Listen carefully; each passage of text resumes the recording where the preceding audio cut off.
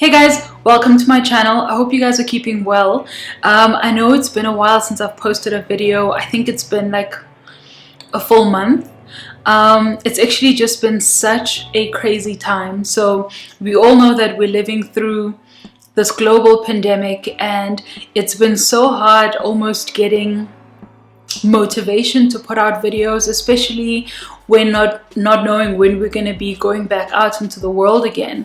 So I've been seeing all the love that you've been sending me and all of the comments on the older videos, and just reminding me to continue doing what I'm doing, even though, you know, we're living in such uncertain times. So I am back, and not even hopefully, I'm back, and we're gonna keep on doing this, and you guys are gonna keep telling me what you want to see on these videos. So at any point when I'm feeling flat, I'm looking forward to you guys just, you know, coming through with the ideas and just seeing how we can keep on building community and building each other in this freediving world. So last week I wrote a blog about freediving in the times of COVID, because we obviously know that we can't keep on freediving in the way that we always have. So what does that mean, and how do we change it up a little bit? Because one, we don't wear masks when we're in the water, at least not face masks. And two, what needs to happen if you have an emergency and you need to do CPR? So what do we do? So today we're going to talk about 5 things that I picked up from our first dive out, my first dive since COVID.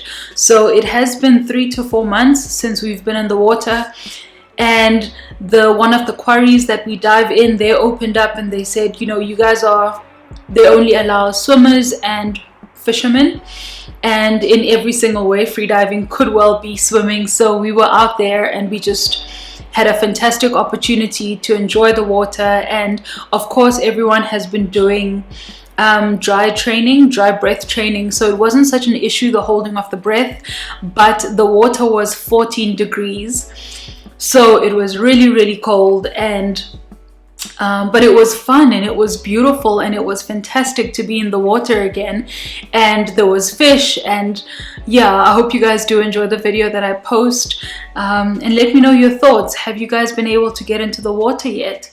Anyway, without further ado, let's go into it. So number 1, stretch. Now you might be thinking, what? Well, it's been a long time since we've been in the water, so what I thought was the most important thing was to stretch, especially when you think about your ankles and that little move, your fin move. That's not a normal exercise or a normal muscle that you'd be working often. So just a reminder to properly stretch into your lungs, stretch into your ankles, stretch everything. So if you're able to just take 5 to 10 minutes to stretch your body, we have a video on the channel where you can see what stretches are fantastic, and I'll also link it in the video below just so that you can have a look at it. And I hope that helps you in your free dive, because especially with us, our water was quite cold, so the stretch was really important.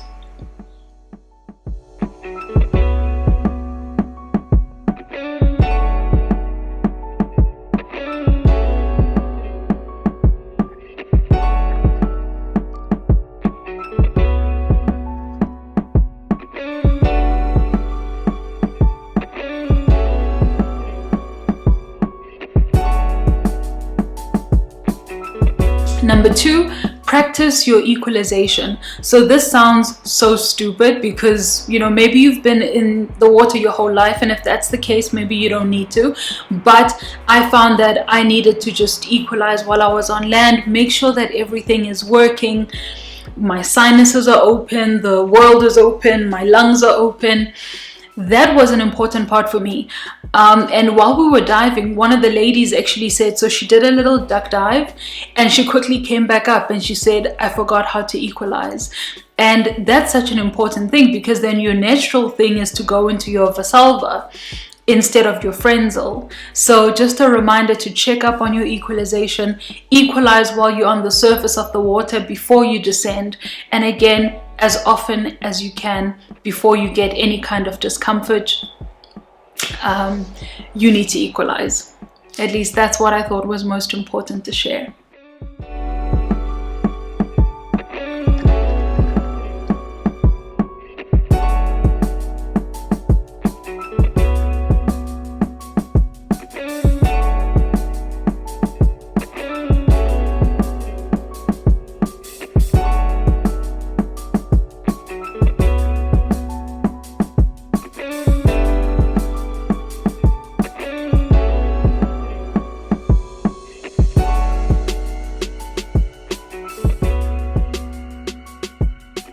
Number 3, start shallow. So with us, the quarry that we went to gets quite darky and murky and does not have the best visibility. So start shallow. So we went exactly to a place that is around 5 to 7 meters, and that was a great place for us to just duck and duck and duck without needing to drop a line or anything. We could just play without having to worry about the depth aspect. So we were just playing, seeing how the body's feeling, seeing how the body's reacting to being in the water, and that was actually quite fun.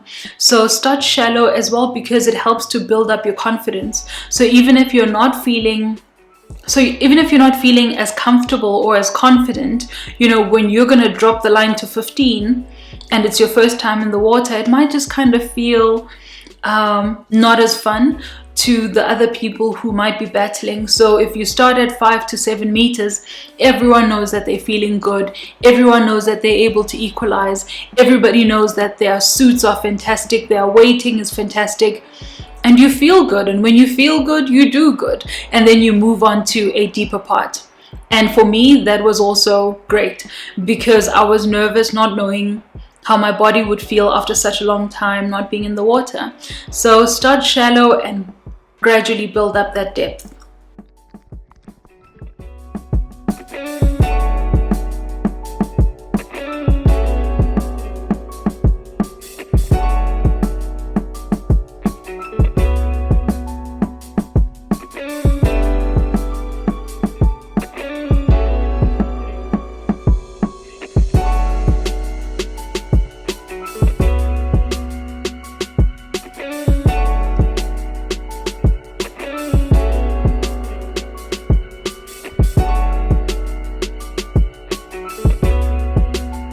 Number 4, dive within your limits.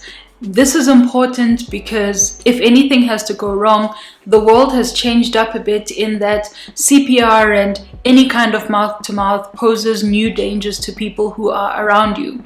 So we already know that a safe diver is a diver who knows how to do a rescue, but we don't want to bring anyone to a point where they need to rescue anyone. So dive within your limits, and maybe this is not the time to be pushing it.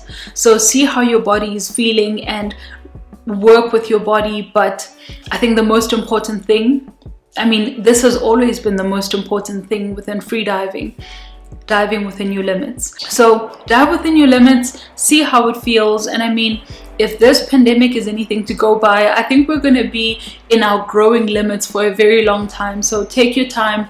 There's no rush. It doesn't seem like the world is in a rush to be opening up anyway. So rather be a safe diver, and I think that's the most important thing.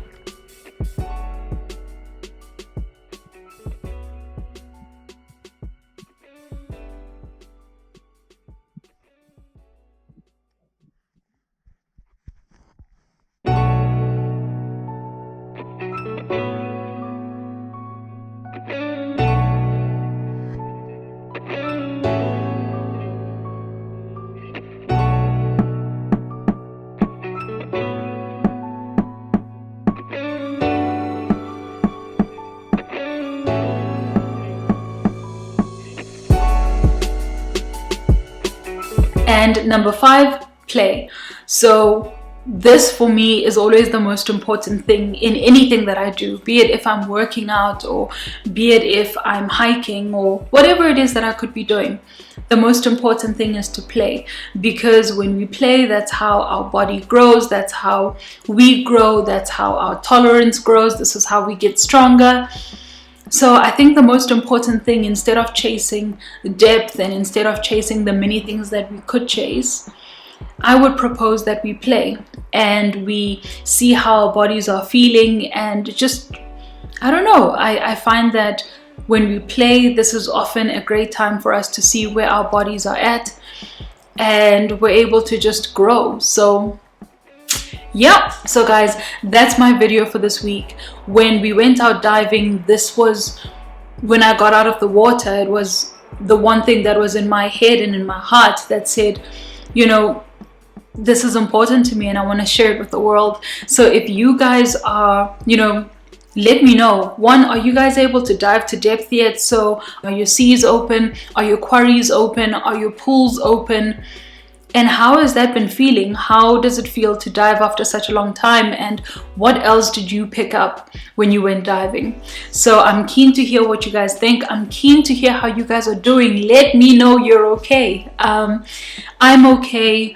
And I'm happy that the world has opened up again slightly, but the COVID cases have increased again in our country. So I think our little liberties might go away soon. But for now, we get to enjoy it. And yeah, I'm so glad I could catch up with you guys. Drop me a comment below. Let me know whatever it is that you want to share, because I do want to hear from you and I want to know that you're okay. Anyway, I hope you have a fantastic week. Cheers.